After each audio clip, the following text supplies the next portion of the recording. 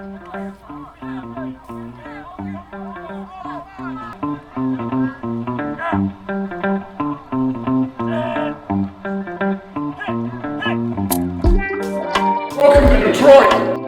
everybody, welcome back to the channel. I'm Hat and Beard. In case you can't see it right now, I have a big red nose and big floppy shoes on because I must be a clown if I'm actually a Lions fan. Losing 29-0 Sunday really made some things clear. I'm a clown. I'm a clown. I'm a fool. I'm a clown. I'm a clown for believing in Dan Campbell. Yeah, he seems like a great guy. Seems like a stand-up fella. Boy, I bet he could really coach the hell out of some high school football players or some JUCO guys. But Dan Campbell's not the answer. I'm not going to say he needs to be fired yet. I'm just saying I don't think Dan Campbell's the answer. He doesn't know how to make second half adjustments. His coaching staff isn't the type of coaching staff to make those type of second half adjustments. They're both not good together. Our coaching staff is too young. Dan Campbell's too inexperienced. I don't think he's the answer. I wish we could sit here and say Ben Johnson, being shut out is a huge problem. And our offense not putting any points on the board is a huge problem. Up until this game was averaging 35 points a game. Ben Johnson's not the problem. Jared Goff's not the problem. Injuries. Oh, there's a big thing we need to talk about, injuries, because something is very sus with our training staff. You've seen it week 2 when we rolled out DeAndre Swift on a flat tire and just seemed to make his ankle injury worse. If you watch this game, Josh Reynolds wasn't 100% going into the game, and by the end of the, midway through the third quarter, he was gassed. In the fourth quarter, there was no way you were going to win come the fourth quarter. So why were you still letting Josh Reynolds go out there and continue to break down his body? Amon-Ra couldn't cut. Amon-Ra looked like more of a decoy or a shell of himself. So something is very suspect with our training staff. I don't appreciate what they're doing. I don't understand why they're letting our players go back out there and continue to break down on the field. They need to, since Dan Campbell's really big on taking a closer look at things, maybe take a closer look at your training staff, Dan, to understand why you're letting your players just ruin their careers physically. I'm just going to keep hounding on the coaching staff because that's all that I can really look at. It's the same story every year. Look, I wish we could say, it's the general manager, like with Matt Patricia and Robert Quinn, but it's not. Brad Holmes has brought in ample talent, okay? He's been successful in his drafts.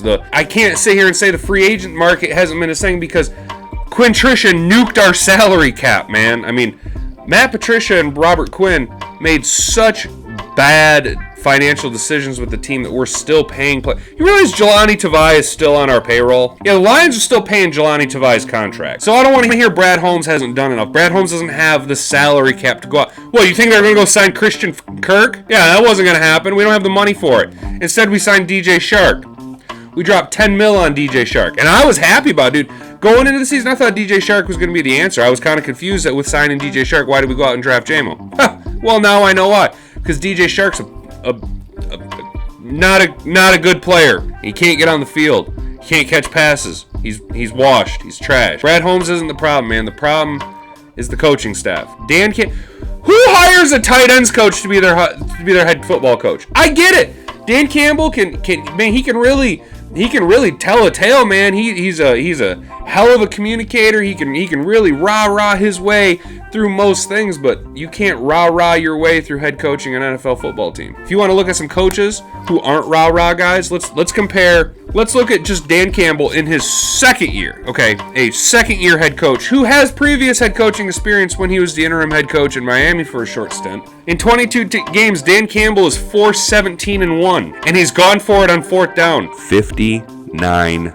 times, including 4 this weekend. A rookie head coach, Brian Daboll of the Giants, whose franchise is also a mess as far as their salary is concerned, as far as they beat the Packers in England. So take all of the stress of a regular NFL week, put yourself in another country, okay, deal with all that nonsense. Brian Daboll and the New York Football Giants just beat Aaron Rodgers with no wide receivers, with no first-round draft pick at tight end, and Daniel Jones at quarterback. And they beat the Packers. Yeah, I know, it came right down to the wire, but it doesn't matter. A W is a W. Brian Daboll's coaching staff was able to make second half adjustments. They were able to come out and compete with in a game with a team that they had no business competing with. I know that last week I was very hard on Aaron Glenn. And I'm still going to be hard on Aaron Glenn because Aaron Glenn is not a very good defensive coordinator. And I wish I could say, well, at least you held the Patriots to 29. We'll call it 22 if you take away the fumble that they returned for a touchdown, which I want to talk about that situation here in a minute. Aaron Glenn's not a good defensive coordinator. That's the long and short of it. I know we had 5 DBs get hurt. And hey, real quick while we're on the subject of it, I don't know any news about it. If you've heard anything, drop a comment down below. I'm trying to find out information on Savion Smith. That looked terrifying, man. Like I've never seen a player. It was almost like non-contact too. He just kind of turned with Hunter Henry, and then he just kind of collapsed. Like he had a fucking aneurysm or something, man. It was a little scary, dude. It was. Hopefully he's okay though, man. I really do mean that.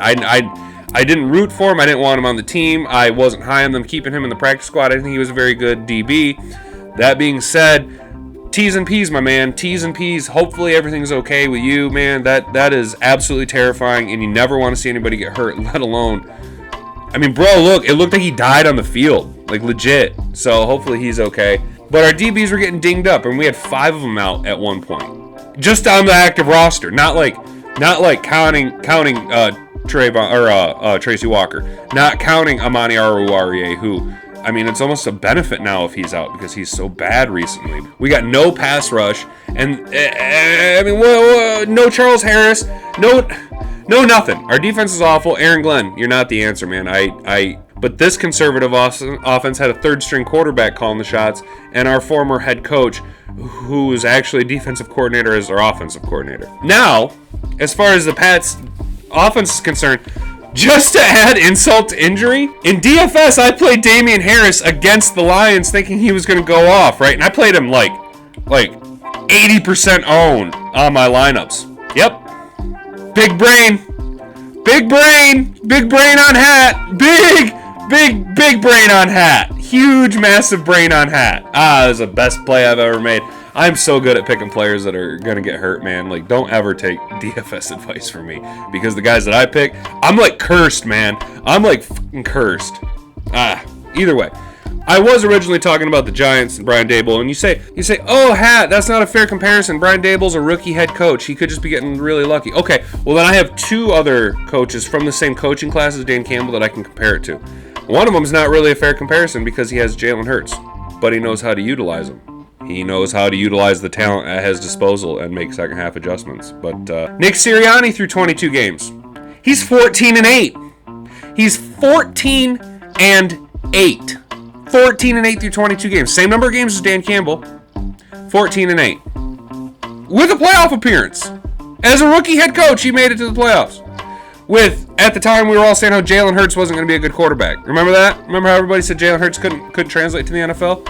Well, Nick Sirianni's proven him wrong. 14-8 with a playoff appearance.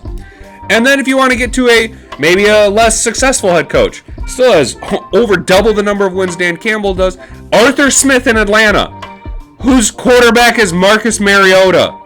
Their offense is as stagnant can be. Arthur Smith's 9-13. Tell me how bad Arthur Smith and the Atlanta Falcons are. Tell me how bad they are. But as a Lions fan, I'd love to have a 9-13 head coach through 22 games at this point. Because yeah, Dan Campbell, rah. Good for you, Dan Campbell, rah. You've rah-rah'd your way to 4 wins. That's pretty sad, man. That's pretty sad. Stop going for it on 4th down. Dan Campbell, stop going for it on 4th down. You have now had 2 weeks where you have played against older, significantly more conservative head coaches. And they beat the fucking brakes off of you. And what do? Do they go for it on 4th down? No. They don't. Seattle, I would say they punt the ball, but we didn't force Seattle to punt. I mean, at least we made New England punt the ball twice, right? But instead of going for it on 4th down, because they're not going to roll the dice, they take the points. And when you take the points, see, I know this is kind of a hard concept for you to understand, Dan Campbell. In order to actually win in the NFL, morality has nothing to do with it, okay? It doesn't matter how many moral victories you win. It has to deal with at the end of the game, okay? So when there's 0 time, I know this is big brain concept, Dan Campbell. But when there's zeros on the clock in the 4th quarter, you're supposed to have more points than the other team. That's how you win football games. You win football games by putting more points on the board than your opponent. And you do that by taking the points that are available when they're available. So when it's like 4th and 9, and you elect to go for it going into the second half because you're hesitant about your newest kicker not being able to kick a field goal that far. So you roll your offense out there on 4th and 9, and you call a play that involves Jared Goff rolling out to his weak side, so rolling out of the pocket to his left, which means he has to break his back all the way around to readjust his hips and open up and reset. And what's the worst that could happen, right? What's the worst that could happen? You don't get it? No, the worst that could happen is that your offensive line flounders, Jared Goff gets pressure in his face immediately, gets sacked, fumbled, and then the Patriots defense returns it for a touchdown. That's actually the worst that could happen. That's the worst case scenario. There's nothing. I guess the only thing worse is if Jared Goff turned into Savion Smith and died on the field. But that's the worst that could possibly have happened. And that's what happened. And why did that happen? Well, because you don't have a kicker you could trust. Because you're on your 3rd kicker this season. Because in preseason, we had a kicking battle going on between Austin Seibert, who Dan Campbell brought in last year, so he's a Dan Campbell, Brad Holmes guy. And if you recall last season, Austin Seibert was really not great, and he got hurt, okay? So we went through a couple of bullshit kickers, and then we brought in a rookie out of Memphis by the name of Riley Patterson. And I know this is in the Wayback Machine, guys, and we're going down this story time. But Riley Patterson came in and did a bang-up job. Like a bang-up job as a rookie. I was like, hell yeah, we just got our next Jason Hanson, our next Matt Prater, our next kicker for 5+ years. Well, anyway, so the season wraps up, and the Lions keep Riley Patterson under contract, as well as Austin Seibert, because it would have cost like just under $1 million or just over $1 million. It was in the $1 million range to cut Austin Seibert. You see, because he was a veteran, so he got a higher contract than the rookie did, like automatically thanks to the Players Association. And all through preseason, there was a kicking battle in which Austin Seibert looked like absolute shit, and Riley Patterson looked really, really good. Like he picked up where he left off last year, nailing field goals. Yeah, he doesn't have the biggest leg in the NFL, but you don't need that. Not when you're just taking the points, right? When you're just taking... You see, because I grew up in a world where 3 points was more than 0 points, especially in like a 0-6 game. You just, halved their score and made it a 1-possession game, like to where you could take the lead, not just tie. But anyway, Riley Patterson was kicking field goals, all preseason. And Austin Seibert he hit a few, he missed a few. But then Brad Holmes and Dan Campbell got together. And they were like, hey, man, what do you think we should do? Man, we got to, cut our roster down to 53 men. We got 2 kickers. What should we do about it? Man. And the coaching staff got together. You've seen it on Hard Knocks. They all got together, and they all said, yay or nay. And when they got to the special teams unit, and they got to their 2 kickers, Austin Seibert and Riley Patterson, hurt last year, sucks, came in replacement for the hurt kicker last year. This guy did really, really good. Did really good in preseason, did really bad in preseason. Our big brain coaching staff, 10,000 IQ, highest IQ'd coaching staff. Such a smart coaching staff.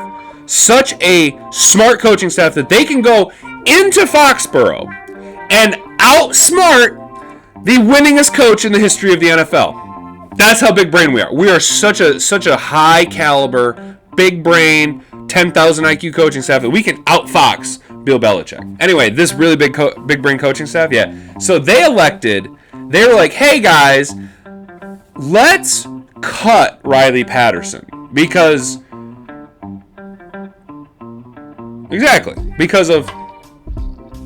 so they cut Riley Patterson and they kept Austin Seibert because they're like, oh, Austin Seibert, you are so good. You're the most amazing kicker we've ever seen, even though you sucked last year. And you're a kicker who gets hurt. You get hurt. You're a kicker who gets hurt. Which is, amazing, right? That your kicker's out there getting hurt. Because of all the snaps that they're on the field, all the contact that they're getting. Yeah, the kicker got hurt because of all the plays that he's out there. So anyway, we kept Austin Seibert and cut Riley Patterson. Well, Riley Patterson's banging field goals for Jacksonville. Still healthy, by the way. And Austin Seibert, Oh, Austin Seibert. Well, you see, after going 1 for 3 against Minnesota, oh, he got hurt again magically. He was hurt, so he's not active, right? Because he got hurt. Like he either physically got hurt or his ego got hurt because he's a kicker who couldn't do the one thing he's supposed to do, and it's kick that little leather ball through them uprights, you know. So he got hurt. So we brought in some blowhard who sucked. He got hurt or cut. So we brought in some other guy. Anyway, the moral of the story is we are now on our third kicker this year, and the reason that we went for it on fourth and 9, where we got sacked and then they ran it back for a touchdown, the worst case possible scenario, is because the new kicker that we brought in, the coaching staff doesn't trust him enough to hit field goals that far. So I've been harping about it all year, and somehow, guys, I am going to spend all year blaming the failure of this season on not keeping Riley Patterson, because I've just correlated how we somehow lost the Patriots game because we cut Riley Patterson, and that's how I'm going to end it. So hey, you guys, we get to sniff our own farts and convince ourselves in the next 2 weeks that we're somehow going to beat Dallas on the road. Yeah, that'll be an interesting sell. I can't wait. I can't wait to go back and look at like how I am in this video, and how in 2 weeks the preview video I'm going to be like, we're going to go out there and we're going to get this W. Lions are trash. We're the same old Lions, man. Hey, at least the Rams are floundering as well, which helps all of our draft stocks. I mean, we suck, dude. We suck so bad on so many levels. That's going to do it for me. I've been Hat and Beard. You've been an attentive audience. We'll see you in the next one. Peace.